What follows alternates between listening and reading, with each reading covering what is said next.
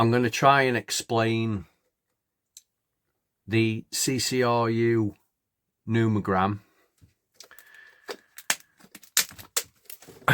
in the context of I want to iterate, first of all, how I suppose it could be seen as another kind of Kabbalistic tree of life. But there's a crucial difference between the Kabbalistic tree of life and the Numogram, is that the Kabbalistic tree of life has an eminential structure to it. It's a tree, it's arborescent. Things come from the top, they emanate down to the bottom, and there is kind of preordained order to it. There's a theological element to it as well, that all of these numbers lead back to God. And only in that sense does it share some similarity to the Numogram, whereby the Numogram treats numbers as ontologically primal. So to say that numbers lead to God means the numbers exist inherently, ontologically, they're primal to existence itself. The Numogram is stripped of theological interpretation. It is not a transcendent system. It is a templexity system, which is the term which Land gives it. He calls it templexity. It's a system that is full of operations and circuits. There is no meaning. Human meaning is not inherently part of this system. When we're talking about the numbers in this system, we're not asking what they mean. They don't describe anything. They don't correlate to anything. They're not simply counting. They are self-organizing. They are operators, and they do things. So we're asking, what do the numbers do? Is probably a much more useful question when you start talking about the Numogram and this notion of the ontological primacy of numbers. And it's this ontological primacy of numbers where I have found that Land's ideas kind of intersect slightly with occultist Aleister Crowley in the Book of Thoth in particular, where he says pretty much the same thing about numbers and tarot in that text, where the tarot and numbers, they too are ontologically primary, and again they perform operations. So the querent, the person using the cards, doesn't ask a question. The question is revealed to them by the cards themselves, because they are operating within a system of their own. They have their own relations. But there are, of course, differences where Crowley's ideas, his praxis is centered around a kind of individual true will that we can align ourselves with. Whereas what's interesting about the Numogram, what has attracted me to it, is that it's describing a kind of machinery that's inhuman. It has no aspiration to be conscious whatsoever. And that, again, differentiates it from the Kabbalistic tree of life, which seems to still kind of place man in the center of things. So the Kabbalistic tree of life can also be represented as a human body. And that notion just isn't inherently present in the Numogram. We're just asking, what do the numbers do? And the numbers are ontologically primal, and the numbers are showing the operation of an inhuman process. So I'm going to place a philosophical interpretation onto it that strips Land's Lemurian mythology that is placed on top of it. And I'm just going to say that this is the machinery of death in time. As anyone who's, if you've been looking at stuff that I've been posting on Facebook recently, or anything I've been writing about since the passing of my partner recently, I have, of course, been kind of fascinated with death, and this notion of death being an intensely productive process, that it's not the end, but we're also not talking about afterlife either. So without further ado, I will begin to break down the Numogram just from number only, and then I'm going to place an interpretation on top of it from there. I'll be doing a lot of work with number as something which is ontologically primal and describing something inhuman and that is self-organizing, and particularly in the context of cybernetics, where cybernetics has a genealogy all the way from Plato's Republic and Statesman to the cybernetic theory in Nick Land and Fang Numene. So we're just gonna start by saying that cybernetics is just the study of control. We're not gonna say we're talking about AI. We're not talking about any kind of cyberspace, internet, nothing like that whatsoever. We're just going to say that it's about steering a ship, which is where the analogy of it comes from in Plato's Republic and the way in which the statesman is described. So it's a particular set of skills where we respond to the environment and things that are happening around us, and that we can hopefully master the way these affects change the way that we have to steer the ship, and that we're able to respond in the correct way to get the desired outcome that we want.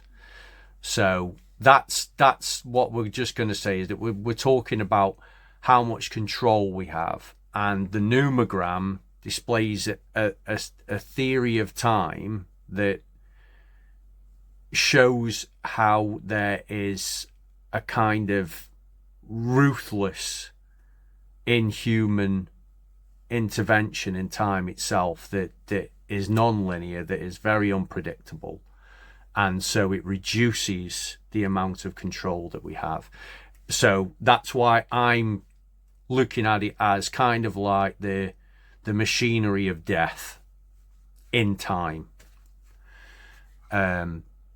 So I'll start with what I've drafted here. So we're going to strip it of the Lemurian demonology, and we're going to instead approach it as a diagram of temporal process, which it is. It's a process of templexity.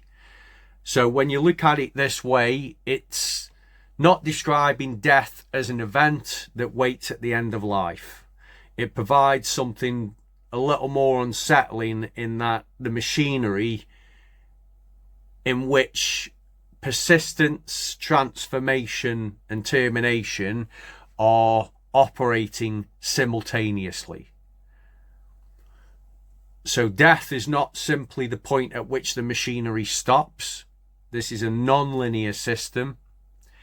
It is one of the things the machinery is continuously doing.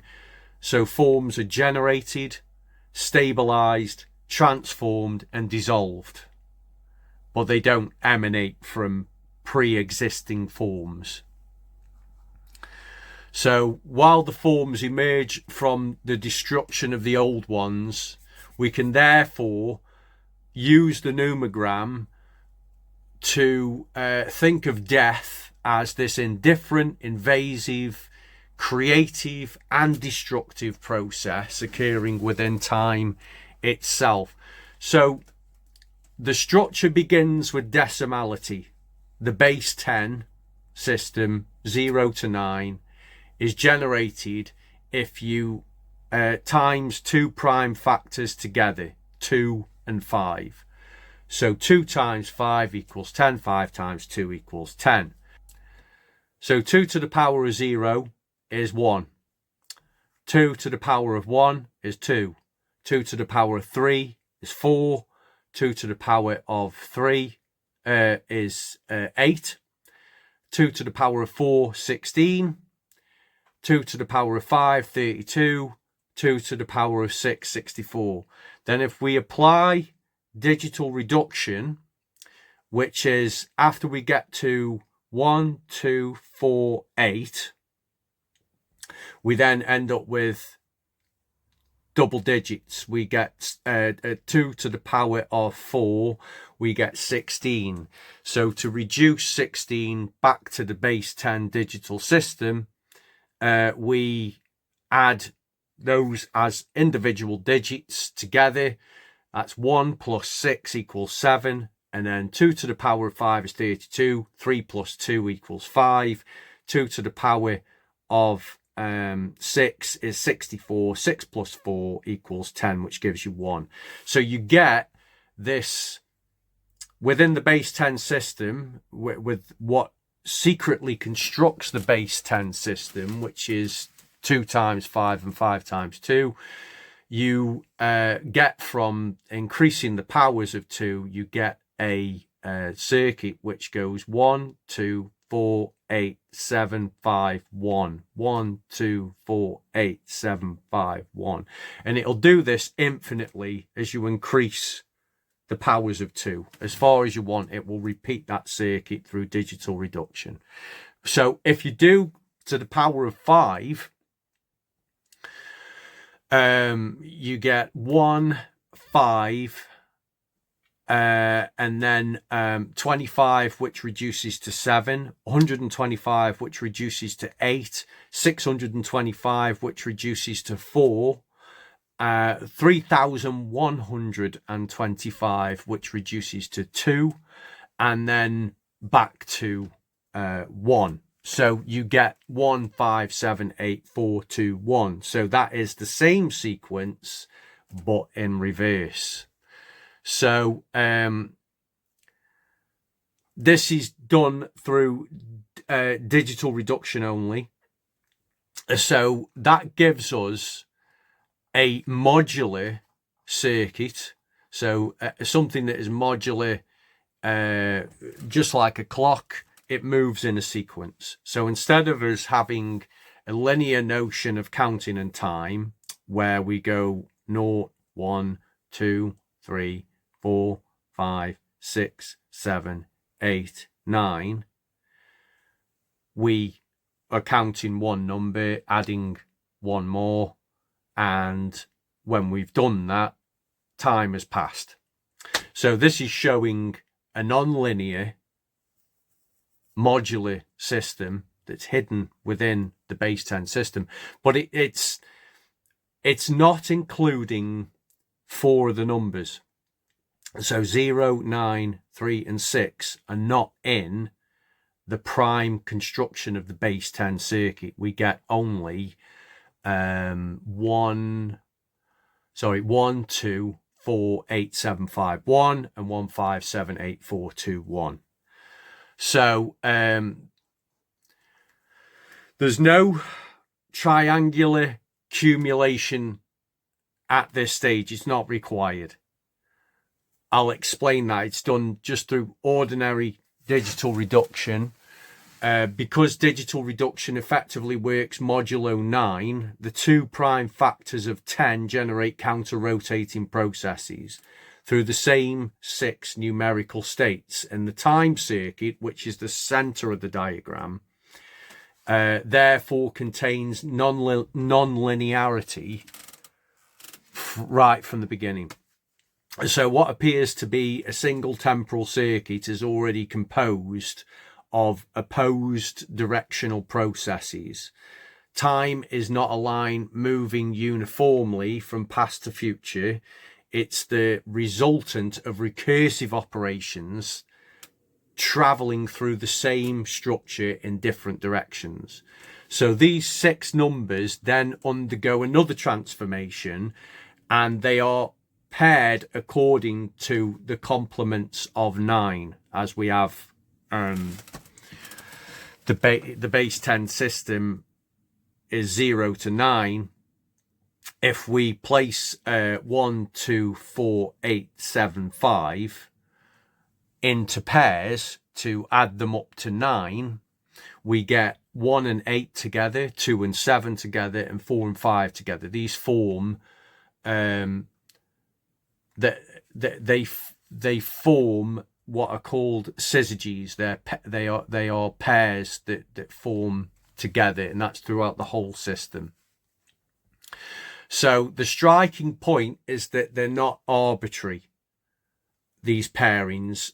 So this is from the power circuit. Each paired number lies halfway around the 6-stage cycle from its partner. So there's 3 movements through the powers of 2 produce the complement. So the 6-fold rotation is therefore folded into 3 opposing pairs. The time circuit then contains both movement and opposition, and every position carries another position across the circuit as its complement. So the Numogram then generates what it calls currents by taking the difference between the 2 poles of each pair. So we do this by subtraction. So the difference between 8 and 1 is 7. The difference between 7 and 2 is 5. The difference between 5 and 4 is 1. And so you get another circulation. 7, 5, 1. So 1 and 8 produce 7, 2 and 7 produce 5, 4 and 5 produce 1. So we get 7, 5, 1, 7, 5, 1 as the way in which these pairs are linked together. And so since 7 belongs to the 2, 7 pair, 5 to the 4, 5, and 1 to the 1 and 8, this can also be read as a 3-fold circulation between the syzygies, the pairs themselves. So you get 1, 8, 2, 7, 4, 5, 1, 8. So that's how those numbers in the center are linked up, even though we discovered a nonlinear succession from the primes. The syzygies then create another circuit. So we've got several temporal processes occupying the same diagram at once. The powers of 2 rotate in one direction, the powers of 5 rotate in the opposite direction. The 9 pairings fold those movements into complementary structures, and the differences between those structures create yet another set of currents. So the time circuit is therefore not simply chronological time as we experience it. It is organized time, a relatively stable pattern produced by multiple processes, crossing and reversing and folding through one another. But this organized circulation isn't closed. Remember that we're missing 4 of the numbers. We're missing 0, 3, 6, and 9. from this time circuit. So we then introduce another operation which is called a gate. They're called gates. So every zone, which is each number within the circuit and across the whole numogram, can be cumulatively triangulated. So what that means is that the number you add to every integer beneath it, and the resulting total is then digitally reduced. So 5 would be 5 plus 4 plus 3 plus 2 plus 1 gives you 15. And then we digitally reduce 1 plus 5 equals 6. So that means that from 5 on the time circuit, we're then able to get access to this missing number 6 through this gate, which is produced from cumulation and triangulating the number. So 5 plus 4 plus 3 plus 2 plus 1 is 15. And then we digitally reduce 1 plus 5 to 6 gives us access to 6. And you can see that at the top of the diagram from the number 5 to the number 6. So that's those numbers in between where you see little arrows moving, smaller arrows moving, are the result of this triangulated number. So zone 8 then produces 8 plus 7 plus 6 plus 5 plus 4 plus 3 plus 2 plus 1 gives us 36. 3 plus 6, 9. So again, we cumulate, triangulate, and then we digitally reduce, which gives us access to number 9.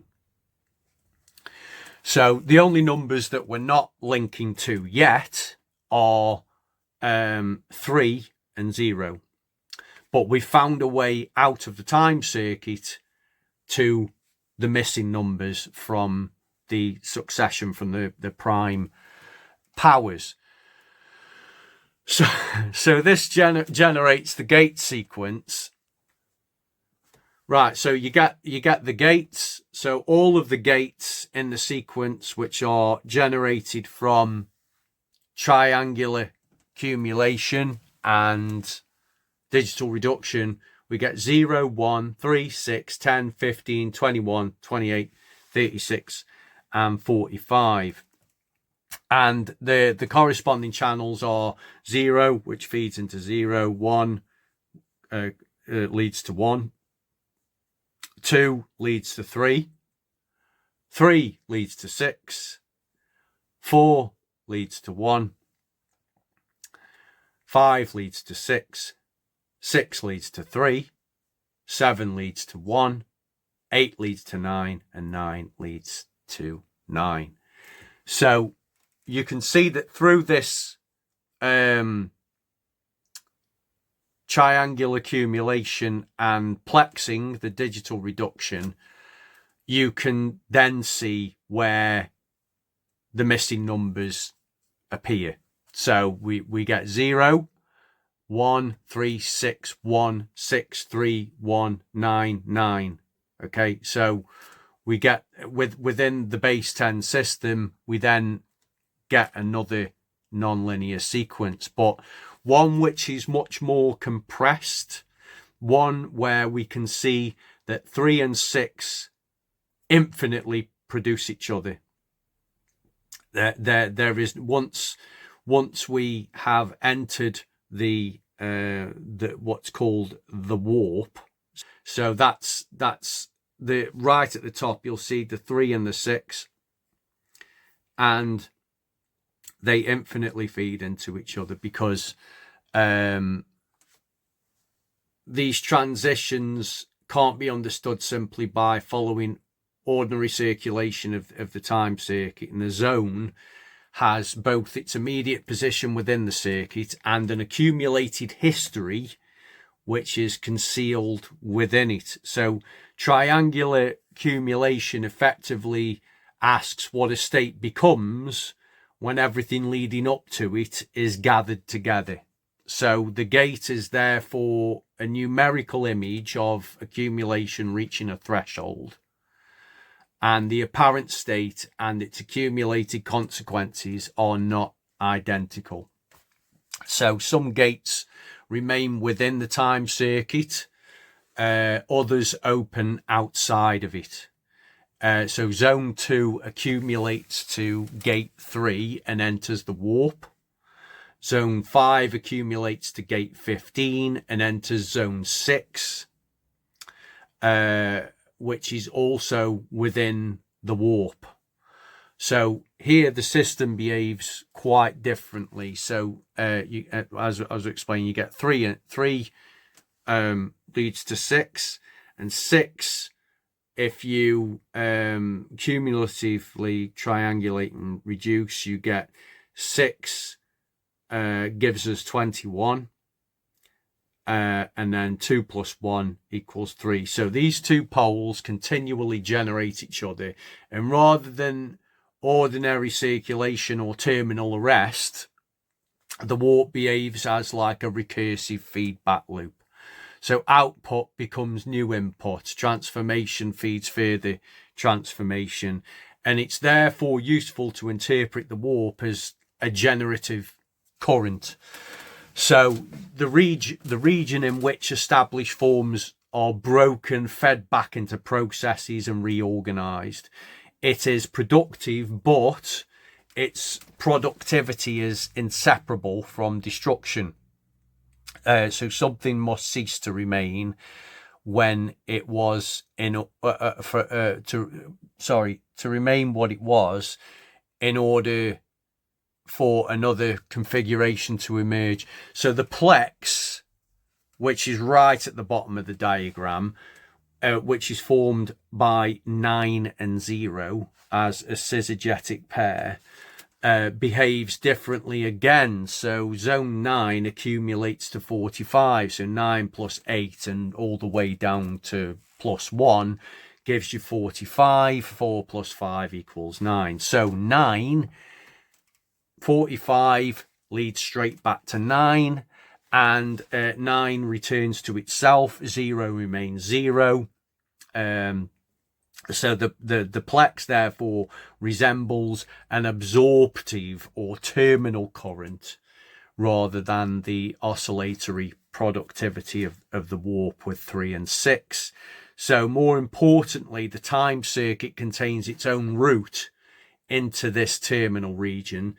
Zone 8 generates gate 36, which 8 gives us 36. 3 plus 6 equals 9. So we can enter this circuit of termination from the time circuit from the number 8.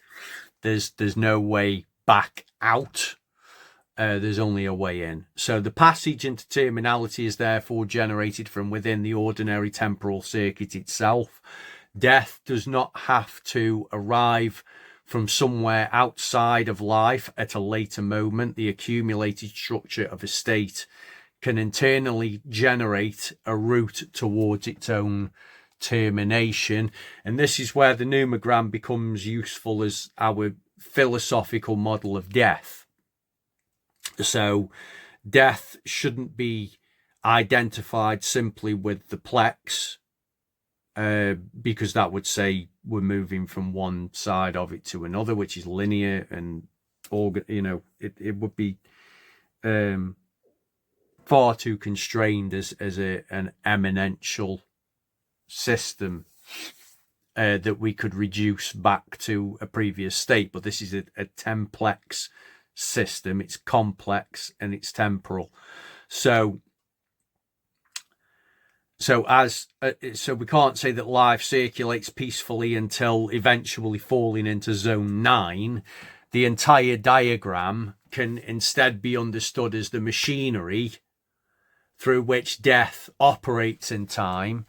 The time circuit maintains forms. The warp transforms forms by recursive feedback, and the plex terminates the forms. Yet these processes occur simultaneously and continuously. at every moment, some structures are reproducing themselves, some are being reorganized, and others are disappearing irreversibly. So a living organism makes this especially clear. So you get biological life, which survives only by continuously destroying and replacing its own material. Cells die, proteins are dismantled, memories disappear, possibilities are excluded, environments are consumed and transformed. The persistence of the organism does not occur despite destruction, but through it. And so form is maintained only because matter and energy continually pass through processes of formation and dissolution. The apparent identity of a living thing is therefore a temporary organization with a much larger field of processes that are indifferent to that identity altogether. So death on this reading is creative because destruction does not return the world to nothing. The dissolution of one organization releases matter, energy, relations, and possibilities into other processes. The warp expresses this generative destruction. The collapse of one configuration becomes input for another. And plex expresses the opposite tendency, which is irreversibility, exhaustion, and terminal capture. So the time circuit occupies the unstable region between them, continually reproducing temporary forms while remaining penetrated by both transformation and termination. And this also changes how we understand an individual life. A person doesn't simply travel from birth through a sequence of experiences toward death. At any moment, several temporal regimes coexist. Habits, memory, and identity reproduce continuity, feedback from relationships, environments, technologies, accidents. They alter the continuity. And so other possibilities are continuously closed. Earlier selves disappear. Relationships terminate. Biological structures decay and regenerate. And life is therefore not something that's opposed to death. It's a temporary pattern produced inside the same processes of creation and destruction that will eventually dismantle it. So the Numogram gives this claim a particularly powerful formal image, if you will. So because terminality doesn't occupy a position merely after the time circuit. Sorry, hang on. The gates into warp and plex are generated by operations internal to the zones themselves. Accumulation changes what a state is capable of becoming. So death is just another continuation of becoming, and the system can therefore appear stable while simultaneously accumulating the conditions of its own transformation or collapse. So the machinery of death operates beneath persistence. Death can consequently be understood neither as pure absence nor merely as a final event.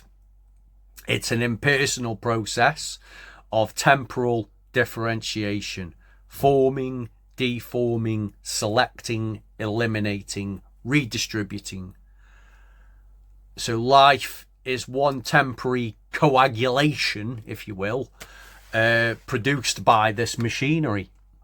And what we call identity is a local persistence within it. And what we call change is recursive reorganization. And what we call death is the point at which a particular organization can no longer maintain its circuit. So the Numogram is to me offers a model in which time itself is productive because it is destructive.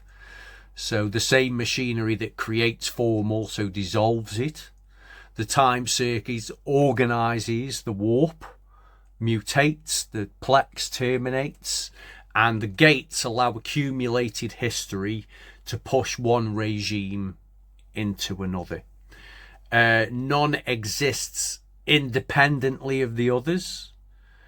They constitute a simultaneous system which is self-organizing, and in which every persistence contains transformation and every formation carries possibilities of termination. So death is therefore not waiting at the end of time. Death is one of the processes by which time produces anything at all. So I will be making more videos where I will put the Numogram up on the screen. I will reconstruct it piece by piece. But I hope that I've given an explanation of how it self-organizes, how it's impersonal, and we can strip all other interpretations from it, and it can describe the process of death. Its limit is death, and so death is something which is outside of human understanding, but continually transforms and dissolves imminently in the process of life itself, as death as the driving force of life. So let me know what you think, I guess, and I'll be doing more on this, and I will also be exploring some of the tick Z notation at some point as well, because that's a different way of thinking of number, again in a non-human conventional sense, which is why I don't really compare this to the tree of life. It's a way of understanding how it might be used from it's got some similarity, but the fact that it's showing some kind of self-organization that's non-theological and giving an explanation of some kind of complexity, and it's taking into account historical processes as well, says to me that it's very different from all signs lead to God, which is and that the image of God is in some sense man. This is completely inhuman. So that's where I do not see the similarity between the two ultimately.